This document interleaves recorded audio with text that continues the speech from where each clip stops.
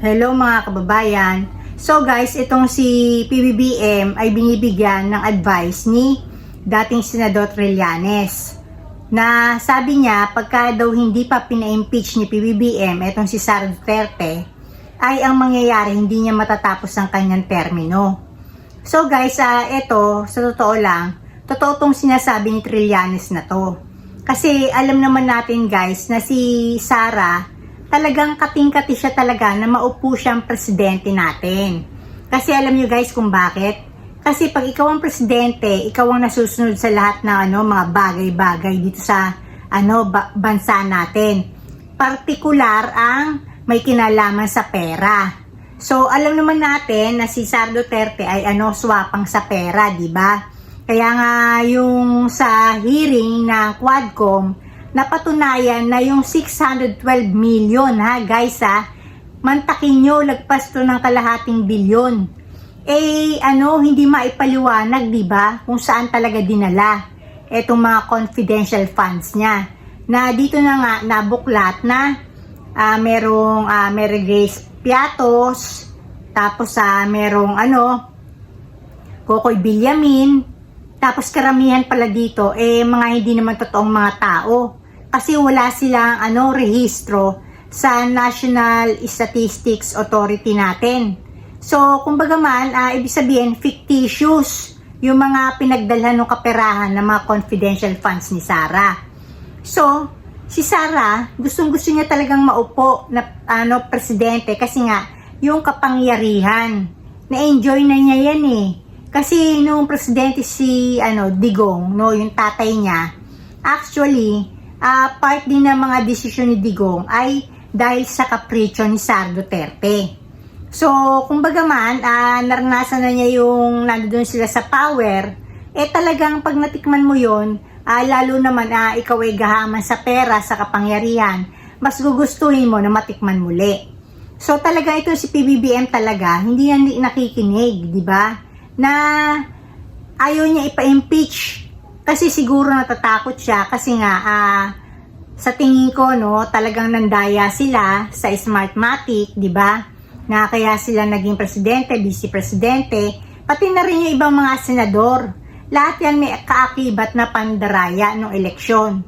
Pero given na yun Talagang yung mga tao naman guys, alam na natin yun na talagang nandaya sila ni Sara para maging presidente at vice-presidente. Kumbaga man kahit nasabihin mo na totoo yon, ipanakot ni Sara yon, wala nang magagawa. Kahit magbilangan pa sa Smartmatic, matatapos ni PBBM ng legal yung kanyang termino na hindi naman siya mapapaalis. So, ibig sabihin ko, wala ibang katatakutan si PBBM. Maliban na lang kung may alas pang iba si Sara Duterte laban sa kanya. Pero alam nyo guys, kahit saan naman talaga pumunta tong si PBBM, yung nasa losing end siya. Matatalo siya. Kumbaga, damn if you do, damn if you don't. Kumbaga, kung hindi niya ipapa-impeach si Sara, lagot siya kay Sara. Diba? Gagawa ng lahat ng kaparaanan to para mapatalsik siya at eventually, talagang kumbaga man makuha ni Sara ang pagka-presidente sa anumang paraan, Kasi yung mga Duterte, do or die na yan. Sa dami nila ng mga kasong kakaharapin, ICC, Crime Against Humanity, si Sara Plunder, Mandarambong, natalo pa niya si Napoles. Kasi ang threshold ng Pandarambong o Plunder, 50 million lang. Mantakin yung kay Sara, 612 million. Diba? O ibig sabihin ko, 50 times 10, 500. Yung 600 times 12 pa. 612, diba? So times 12, meron pang sobrang 12 million. So, kumbaga man, etong si Sara, talagang ang mga Duterte, nag-iisip yan. Lalo na din si Kibuloy, nakikiisip din si Kibuloy. Kasi guys, kung mananalo si Sara, automatically, magagawa ng paraan na etong si Kibuloy ay maaring kahit paano may say sila doon sa kaso ni Kibuloy. Kasi alam nyo guys, ganun naman talaga ang politika eh. Pera na lang talaga kung ang mga hawak sa kaso ni Kibuloy ay talaga matutuwid. Talagang hindi nila yan mababali, kumbaga man. Pero, kahit paano, susubok pa rin si Kibuloy na if ever na mapanalo tong si Sara, siya, angge dun sa success ng mga Duterte na, halimbawa, kung saan siya nakakulong, may special treatment siya. Yung mga ganon, di ba? Mga yun eh, given na yun eh. Kasi, itong mga sinasabi ko, hindi naman to haka-haka eh, di ba? Napatunayan natin, may mga nakakulong sa NBI, nakakalabas pala, di ba? Nang hindi natin alam na ipupusit pala na makalabas sila. So, itong si PBBM guys, dapat makinig. Kasi kung ipapa-impeach niya si Sara, di ba? Kung ano man na igagantin to, dapat maging ready siya, di ba? Pero at least, napa-impeach niya. Ibig sabihin, hindi na to pwede maglingkod bilang government official o bilang lingkod bayan kahit kailan. Pwera na lang kung pangungunahan ni Sara na mag-resign na lang siya para at least hindi pa siya yung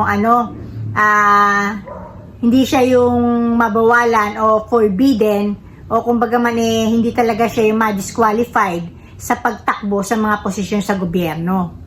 So guys, sinasabi ko lang sa inyo, no, talagang dapat ipa-impeach ni PBBM tong si Sara kasi nga si Sara na yan do or die na yan, nakita nyo yung nanlilisik yung mata niya, parang hindi na siya normal na tao, di ba? Tapos yung hindi siya gumagalang sa batas. Actually, pagka hindi pina-impeach ni PBBM si Sara, yung pagka-monster ni Sara, magti-triple yun. Kasi ibig sabihin, hindi siya kaya ng mga Marcoses o ng gobyerno. So, itong mga to, lalo na alam mo naman si Sara, sumisipsip sa mga military, kasi alam niya, in order for her to succeed, kakailanganin niya ang pwersa ng militar. So, kumbaga man, ang hindi alam ni PBBM, silently, no, etong si Sara, kahit paano, inaawitan na niya yung mga militar. Para naman na sa gayon, parang, sa tingin ko, gagawa si Sara na, parang coup d'etat. Sa totoo lang, na, masashock na lang si PBBM, wala na pala sa kanya, hindi na pala niya hawak ang military. So, ayun na magpapatalsik sa kanya eventually. So, sinasabi ko yun guys kasi para naman alam ni PBBM, no, na itong sinasabi ni Trillanes, meron tong sense at hindi dapat maliitin to si Sara kasi si Sara, sinabi na nga diba nung sa isa sa mga nagsasalita sa ICC na isa si Sara, actually siya yung pinakautak ng tokhang. Dahil yan palang tokhang na yan, nag-originate yan sa Davao. Tapos yung palang tokhang na yan, kaya pala sinabi dun sa Davao, no, yung mga tao papatayin na lang, no, tapos ililibing na lang nila.